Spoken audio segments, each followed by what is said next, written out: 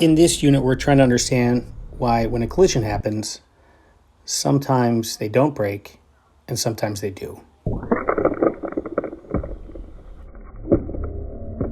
right, welcome. Today we're going to try to draw a picture to represent what we saw happen in our collisions. If you'll remember, we changed the speed of collision and we also changed the mass of one of the cars during collision. And so we are going to try to draw what happened during those on this piece of paper. So the results of the experiment we have on our data table, which we have in our notebook on page 14. But we're going to take this, we're going to label it page 15. So you want to make sure you have one of these in front of you, although you could certainly draw it yourself if you want. You can pause and draw it. It takes a little bit of time to do that, but we're going to work off of this template. And what we're going to try to do is remind ourselves that we basically we're trying to draw here on one diagram the two systems colliding with each other.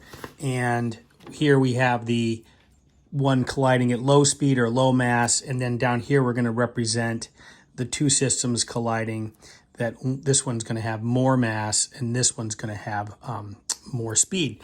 So in order to do this, you're going to need a pencil and maybe a colored pencil too, to represent some things we're going to add to the drawing. So I'm going to use a black pen or a pencil, and then I'm going to mark it up a little bit with some colored things, and you're welcome to do that. You don't have to do that, but it will add a little bit of depth to your drawing. Pause the video until you have a pencil and this paper. So when we look at this data, we see immediately that changing the speed, which is from going from here to here, or changing the mass, caused something to happen. Now, if we look at the data, we can see what happened. So the low speed or mass car ended up deforming the spring on this trial 3 newtons. And when we look at the deformation of the spring on this trial, it's a little different. It's 2.4 and 2.4. So both springs were deformed 3 in this trial, and both springs were deformed 2.4 newtons in this trial. When we compare that to what happened at the high condition, that is the high mass or the high speed, we see that in trial 1, the first time they did this, they deformed the spring 3.5 newtons in both cases. So both springs on both cars were deformed 3.5 newtons. And then they did it a second time for a second trial. They smashed them together and they looked at both cars. And in this case, they again got the same result, 3.5 and 3.5 newtons of deformation in both cases. So when you compare the low and the high, you'll see that these numbers are smaller than these numbers. So that's telling us that when we do a low speed or a low mass car, the spring deforms less than when we did a high speed or high mass car. And remember, we're measuring what here we're calling peak forces. These are the peak forces that we get. And so we can convert some of this information from this data table over to our drawing. So if we look at our drawing, you can go ahead and add wheels to these. I'm trying to represent the little carts here. We know that when they slam together at the low condition compared to the high condition, the springs in the low condition were deformed.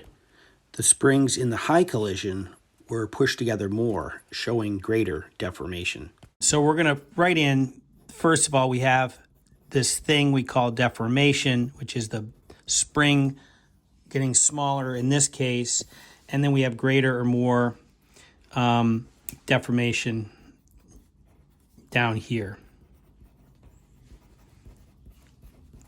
Okay, so I've tried to draw it in such a way that these springs are less compressed than these. We only have forces when they're colliding or making contact. Can't use a force perspective on this side because they're not actually touching each other. But over on this side we can. So this is where I'm going to use some color.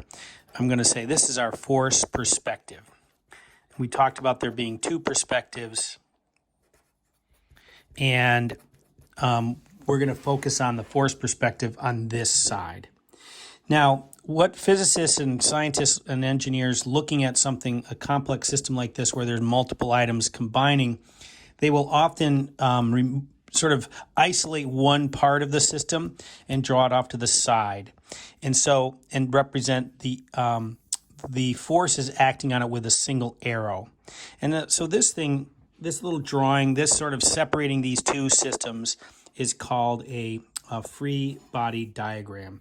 So we're going to write this down here. And a free body diagram is just this idea. You have one object and one force, and it leaves you free to really focus on one of the objects as opposed to two of them. Now, if we look back at our data, we can see that in the low condition, this spring was compressed a smaller amount than down here. So we're going to represent that in our drawing with a small arrow. And so I've got one drawn in. That's about the size we want. We're going to call this peak force that B experiences. So peak force on B. When we look back at the data, we can see that the springs here compress 3 and 3, which is equal. And the other trial is 2.4 and 2.4, which is also equal. That is the springs compress the same amount. So when we look at this free body diagram down here, we're going to draw exactly the same kind of arrow. It's going to be the same length, but it's going to be in opposite direction. So this is down here, this is the peak force on A. And so because they're equal and opposite, we're going to say peak force on B is equal in strength. Okay, equal in strength to the peak force on A. Now, when we look back at our data, we see that the peak forces in the high condition, whether it was speed or mass, is larger. So when we go down here, we have this greater deformation. The spring pushes together with a greater amount of force and therefore a greater amount of deformation. The way that happens is there's greater amount of force on this car. So just so we're sort of clear here, this is always remember we did this, A was moving and B was stationary. So we're going to call this the B car over here, and this the A car here. And now we want to represent the forces on it. Now, since that spring's compressed more, we're going to understand that means there was a greater force. So I'm going to exaggerate this a little bit and have a much longer arrow so it's clearly different than the one above it.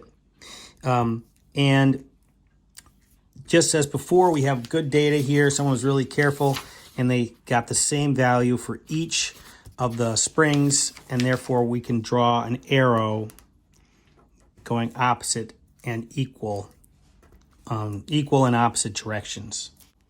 In this case, we're going to say that because this arrow is longer, this force arrow is longer, we're going to say it's a stronger peak force on B. So that's what this is representing. And this is a stronger peak force on A. So we have that figured out. And because we saw in this good data, and we would have, if we had time in class, we would have shared those with each other, we found in other classes that these two numbers, these two numbers in both cases, both trials, were equal to each other. So that's why we made these arrows the same length. So we're going to say stronger force B is still equal in strength to the stronger force in A, a stronger force on A, I should say. And so this is a low force collision here, and this is a high force collision. And we could just finish this up here. We have deformation in both objects when they obviously have to be touching, so we're going to say when they collide here. And we're trying to draw in this diagram, this deformation is larger. So both objects, there's a greater deformation in both objects than above in the low force collision.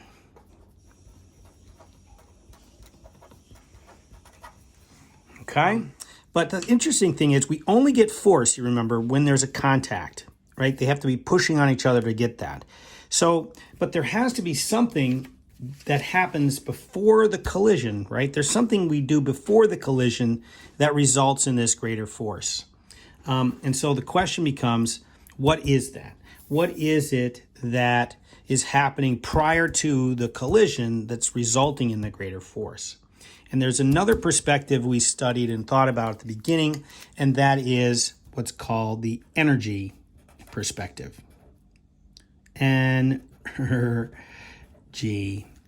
perspective.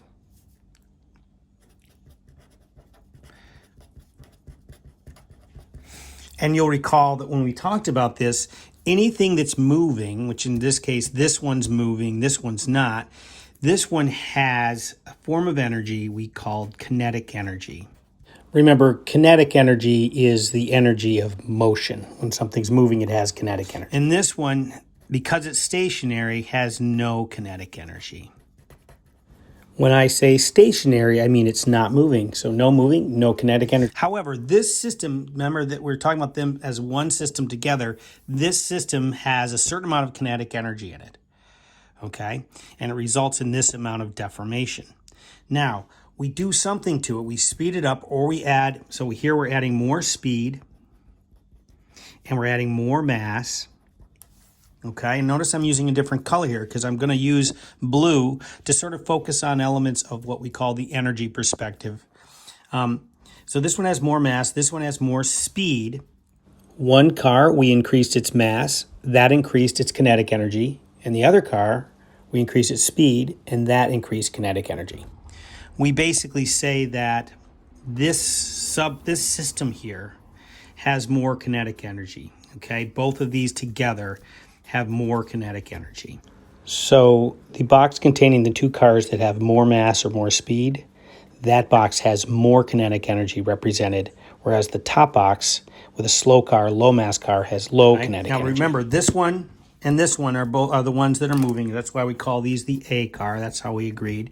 And these are not. But altogether, this system here of these two cars has more kinetic energy than the one above.